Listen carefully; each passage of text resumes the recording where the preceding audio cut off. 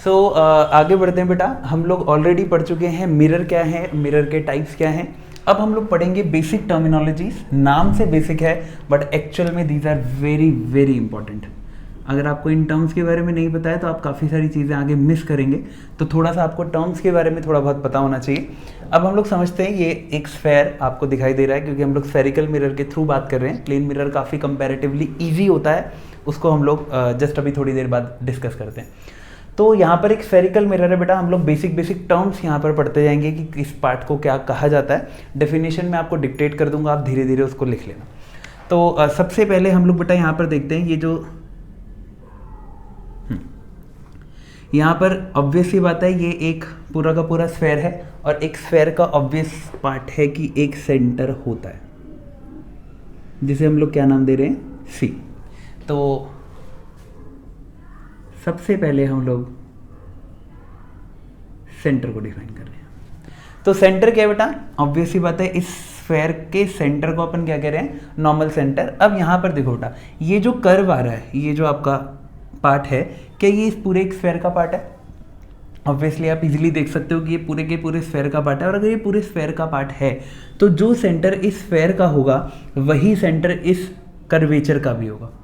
That's why this C is called as centre of curvature, जिसे हम लोग सी से डिनोट कर रहे हैं। तो अगर आपको सेंटर ऑफ कर्वेचर को डिफाइन करना हो बेटा, तो you can define that the centre of curvature, basically the centre of the sphere of which the curvature is a part is called as center of curvature। ठीक है, तो basic सा part है, वैसे इसकी डेफिनेशन आपको डिफाइन नहीं पूछेगा but still you must know about it. इसके बाद हम लोग जो नेक्स्ट पार्ट पढ़ रहे हैं बेटा, फर्स्ट हमने इसको पढ़ा, नेक्स्ट जो हम लोग पार्ट पढ़ने वाले हैं दैट इज पोल, जिसको मैं P से डिनोट कर रहा हूं। The next part is pole, P से इसको डिनोट करते हैं। पोल क्या है कि ये जो कर्वेचर है बेटा,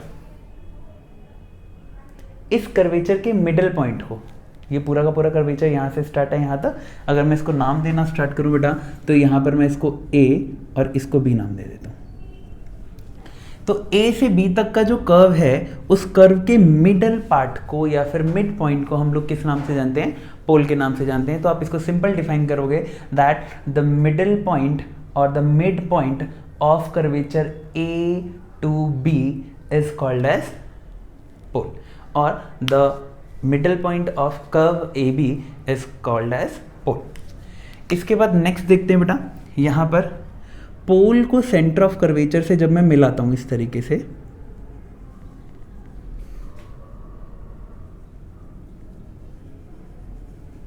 तो जब पोल से हम लोग सेंटर ऑफ कर्वेचर से पार करते हुए एक लाइन ड्रॉ करते हैं, देन दिस लाइन और axis is called as principal axis.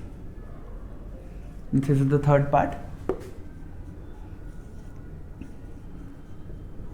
That is principal axis. तो इसकी डेफिनेशन भी बिल्कुल सिंपल आपके लिए होगी बेटा, the line which joins pole to the centre of curvature is called as principal axis. Next देखते हैं बेटा, यहां पर हमारे पास जो फोर्थ लाइन आ रही है that is linear aperture. Aperture कई बार लोग गलत करते हैं, तो वो आपको थोड़ा सा ध्यान देना है कि A से B तक को ड्रॉ करने वाली, A से B तक को ज्वाइन करने वाली ये जो लाइन मैंने यहाँ ड्रॉ की है, this line, this chord like structure AB is called as linear aperture. So the linear aperture is what, linear aperture है A to B पॉइंट को, लाइन को basically A to B point को join करने वाली जो straight line होगी that will be linear aperture. एक कई बुक्स में मेंशन होता है एंगुलर अपर्चर भी, वो भी आपको पता होना चाहिए।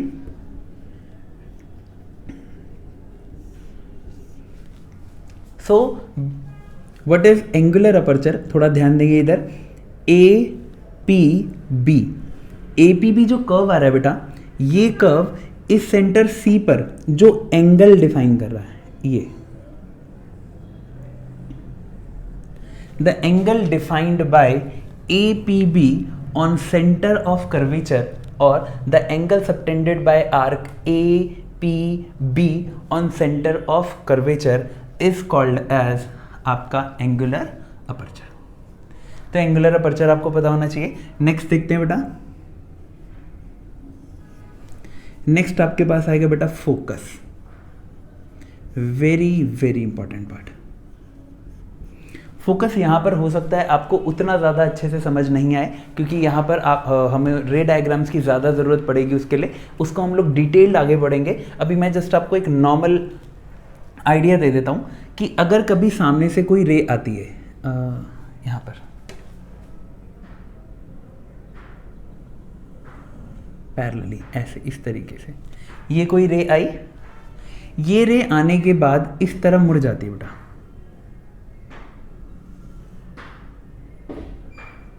इस तरह मुड़ जाती है, क्योंकि आएगी सरफेस से टकराएगी। जस्ट हम लोग ऑलरेडी पहले पढ़ चुके हैं कि मिरर क्या होते हैं, परफेक्टली रिफ्लेक्टिंग सरफेस होते हैं, आने वाली रे को पीछे मोड़ देते हैं। तो रे आई, उसको पीछे मोड़ दिया, तो एक्चुअल में ये जिस पॉइंट पर जाना चाहता था वो इधर था, बट ये पीछे की तरफ चला गया क्योंकि अंदर नहीं जा सकता ऐसे। सो ये this line, this point actually where it seems to be go, जहाँ ये जाना चाहता था पर जा नहीं पाया है, उसे हम लोग फोकस कहते हैं। ठीक है, इसके बारे में हम लोग थोड़ा सा भी आगे बढ़ेंगे। मैं आपको इसके लिए थोड़ा सा कनकेव मिरर का आइडिया देता हूँ। ये लेट सपोज मेरे पास कनकेव मिरर है, आपको अच्छे से इसमें थोड़ा ज़्यादा समझ आएगा। यहाँ मैंने एक कनकेव मिरर ड्रॉ किया बेटा, उसमें भी यही पॉइंट होते हैं। सॉरी, ये आपके पास आया पोल, दिस इज प्रिंसिपल एक्सिस। यहाँ पर आपका कहीं ना कहीं इसका सेंटर रहा होगा क्योंकि ये इस स्फीयर का पार्ट है। सो अगर मैं ध्यान दूँ यहाँ पर सेंटर इसका थोड़ा कहीं यहाँ लाइक करेगा, उस चीज़ को माइंड ना करें। तो सेंटर ऑफ कर्वेचर जब हम लोग यहाँ पर लगाएंगे तो होगा क्या कि कोई भी रे यहाँ से आएगी रिफ्लेक्टिंग सरफेस की तरफ, ऐसे आई, तो ये मुड़ के जहाँ जाना चाहती है ऐसे। तो प्रिंसिपल एक्सिस को ये जिस पॉइंट पर कट कर रही है, ये मुड़ के बेसिकली रिफ्लेक्ट होने के बाद ये जहां जाना चाहती है उस पॉइंट को हम कहते हैं focus. So focus is the point where a reflected ray tends to go. ठीक है, आफ्टर रिफ्लेक्शन, तो रिफ्लेक्ट बैक होने के बाद पैरेलली अगर वो आ रही है तो रिफ्लेक्ट बैक होने के बाद जिस पॉइंट से वो गुजरना चाहती है बेटा, उसे हम लोग क्या कहते हैं, फोकस कहते हैं। धीरे धीरे जब हम लोग बहुत सारी प्रैक्टिस करेंगे इसकी तो आपको एक क्रिस्टल क्लियर हो जाएगा, दैट इज फोकस। अब समझते हैं बेटा next part, focal length. Next जो टर्म हमारे पास आ रहा है दैट इज फोकल लेंथ।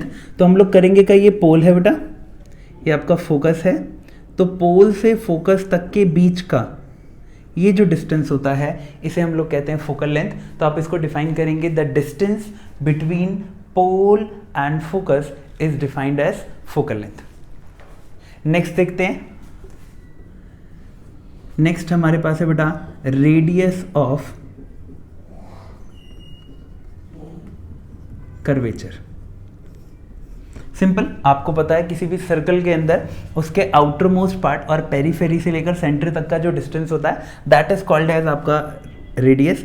तो यहाँ पर भी यही है, पोल से लेकर सेंटर ऑफ कर्वेचर तक के बीच का जो डिस्टेंस है बेटा, this distance is called as radius of curvature. तो आप इसको कैसे डिफाइन करोगे, the distance between pole to centre of curvature is called as radius of curvature. So these are the very important parts जो आपको पता होने चाहिए। सेंटर ऑफ कर्वेचर मैंने आपको बताया जो सेंटर पर होगा इस स्फीयर के। Pole is nothing but the mid point of आपका ये जो आर्क आ रही है A B. Next principal axis, pole से सेंटर ऑफ कर्वेचर को ज्वाइन करने वाली जो आपकी लाइन होगी that will be principal axis. उसके बाद हमने लीनियर अपर्चर पढ़ा जो कि थोड़ा सा अलग पार्ट है। ए बी आर्क के एक्सट्रीम पॉइंट्स को लीनियरली ज्वाइन करने वाली, स्ट्रेट ज्वाइन करने वाली जो लाइन हम ड्रॉ करेंगे that will be linear aperture. इसके बाद आता है एंगुलर अपर्चर। एंगुलर अपर्चर मैंने आपको बताया कि ए पी बी जो आर्क है ये सेंटर पर जो एंगल सबटेंड करेगी, जो एंगल बनाएगी that will B angular aperture. Very important part जो मैंने अभी आपको बताया दैट इज फोकस। तो फोकस क्या है कि आने वाली रे जिस पॉइंट पर टकरा कर जाती है या जिस पॉइंट पर टकरा के जाना चाहती है बट जा नहीं पा रही है, कन्वेक्स के केस में उस पॉइंट को हम क्या कहते हैं, फोकस। नेक्स्ट हमने पढ़ा focal length, that is the distance between pole and focus, that is focal length. और इसके बाद लास्ट नेक्स्ट आपका आता है बेटा radius of curvature, the distance between pole and centre of curvature. So these are the basic terminologies जो हर बच्चे को पता होनी चाहिए, चाहे वो क्लास 10th का हो या 12th का।